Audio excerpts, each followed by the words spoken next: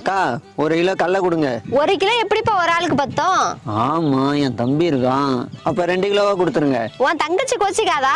சரி 3 கிலோ கொடுங்க. உங்க அப்பா கஷ்டப்பட்டு உழைக்கிறாரு. 4 கிலோ கொடுங்க. வாய்க்கு ருசியா உங்க அம்மா சமைச்சு போடுறாங்கல்ல. 5 கிலோ கொடுங்க. ஏன்பா உன் குடும்பத்தை பத்தி மட்டும் யோசிக்கிற? நாளைக்கு உனக்கு கல்யாணம் ஆகும், நாளன்னைக்கு புள்ள பிறக்கும். நாளன்னைக்கு எப்படி புள்ள பிறக்கும்? சரி 1 மூட்டை கொடுக்கா. உன்னை பத்தி மட்டும் யோசிக்காத. நாளைக்கு உன் தம்பிக்கு கல்யாணம் ஆகும், உன் தங்கச்சிக்கு கல்யாணம் ஆகும். மொத்தம் எவ்வளோக்கா இருக்கு? 10 மூட்டை தான்ப்பா இருக்கு. சரிக்கா, நான் போய் ஆட்டோ எடுத்துட்டு வரேன். இதெல்லாம் தொழில் ரகசியம்டி. இன்னைக்கு பாரு நிம்மதியா தூங்குவேன்.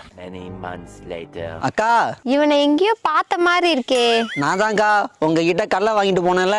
இப்ப கடலை மிட்டாய் பிசினஸ் ஆரம்பிச்சிட்டேன். மாசம் 1 லட்ச ரூபா சம்பாதிக்கிறேன். எல்லாம் உங்க கைராசி தான். 1 கிலோ கடலை வாங்க வந்தவன ஒரு தொழில் அதிபர் ஆக்கிட்டியடி. உனக்கெல்லாம் இனிமே தூக்கம்